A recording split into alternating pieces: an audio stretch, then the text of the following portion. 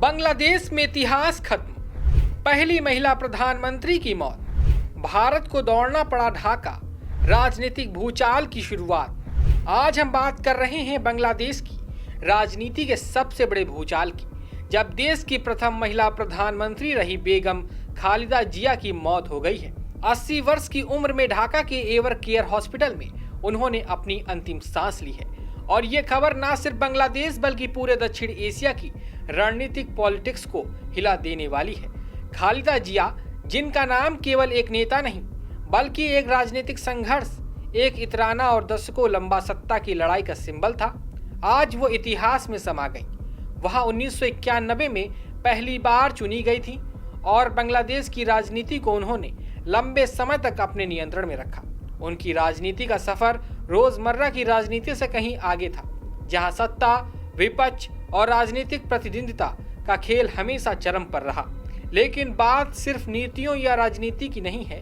अब डायरेक्ट पड़ोसी देश भारत की मौजूदगी भी राजनीतिक गलियारों में चर्चा का विषय बन चुकी है। भारत के विदेश मंत्री डॉक्टर एस जयशंकर आज ढाका पहुंचे हैं, एक ऐसे समय पर जब बांग्लादेश राजनीति का नया अध्याय लिखने के लिए तैयार है। भारत के इस कदम को सिर्फ राजनयिक औपचारिकता के तौर पर नहीं देखा जाना चाहिए। यह एक स्पष्ट संदेश है कि भारत दक्षिण एशिया में स्थिरता, राजनीतिक संवाद और क्षेत्रीय संतुलन को लेकर गंभीर है। जयशंकर की ढाका यात्रा बताती है कि दिल्ली ने गंभीरता से इस राजनीतिक बदलाव को देखा है और दोनों देशों के बीच रिश्तों की दिशा पर भी नजर है। और याद रखिए, खालिदा जिया और शेख हसीना के बीच आक्रामक प्रतिद्वंदिता ने बांग्लादेश की राजनीति को वर्षों तक प्रभावित किया है। यह बैटलिंग बेगम्स की कहानी सिर्फ राजनीति की नहीं, यह रणनीति, सत्ता, संघर्ष और भविष्य की दिशा की कहानी भी है। आज जब खालिदा जिया को राजकीय सम्मान के साथ दफनाया जा रहा है, 3 दिन का शोक और एक राष्ट्रीय अवकाश घोषित किया गया है, तब ढाका की सड़कों से यह साफ संदेश जा रहा है, राजनीति खत्म नहीं हुई, वह बदल रही है। लेकिन सवाल ये है, क्या अब बांग्लादेश नई दिशा में जाएगा? क्या बीएनपी में खालिदा जिया के बाद भी वही ताकत बची रहेगी? और भारत के लिए यह राजनीतिक बदलाव संभावना या चुनौती बनकर उभरेगा? भारत के विदेश मंत्री का यह दौरा एक रणनीतिक कदम माना जा रहा है।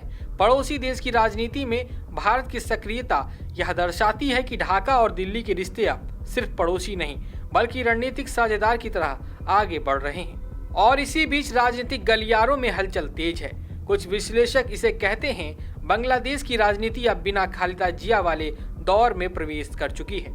कुछ का कहना है, भारत को दक्षिण एशिया में एक स्थिर लोकतांत्रिक साझेदारी चाहिए। अब बात करते हैं कि बांग्लादेश की पहली प्रधानमंत्री रही खालिदा जिया का भारत से कैसा रिश्ता था।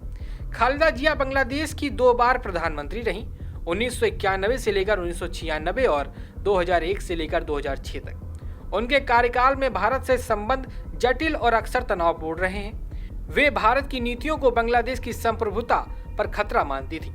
उन्होंने भारत को उत्तर पूर्व राज्यों तक ट्रांजिट अधिकार देने का विरोध किया, इसे सुरक्षा के लिए खतरा बताया। भारत के फरक्का बैराज की आलोचना की, जो गंगा जल को प्रभावित करता है। 2002 में उन्होंने चीन से रक्षा सौदे किए, भारत को नजरअंदाज कर, जिसे भारत ने अलगाववादियों को शरण देने का आरोप लगाकर जवाब दिया। उन्होंने ULFA और NSCN जैसे समूहों को स्वतंत्रता सेनानी कहा, जो भारत विरोधी थे। 1972 की भारत बांग्लादेश मैत्री संधि के नवीनीकरण का विरोध किया, इसे गुलामी जैसा बताया। हालांकि 2006 में भारत यात्रा पर व्यापार और नशीले पदार्थों के खिलाफ समझौते किए, जो व्यवहारिक दृष्टिकोण दिखाता है। कुल मिलाकर उनके शासन में भारत विरोधी आतंकवादी और उग्रवादी समूहों को बांग्लादेश में शरण मिलने के आरोप लगे, जिसने संबंधों को खराब किया। आपकी इस खबर पर क्या राय है, हमें कमेंट बॉक्स में जरूर लिखकर बताइएगा। ब्यूरो रिपोर्ट, सरकारी मंथन।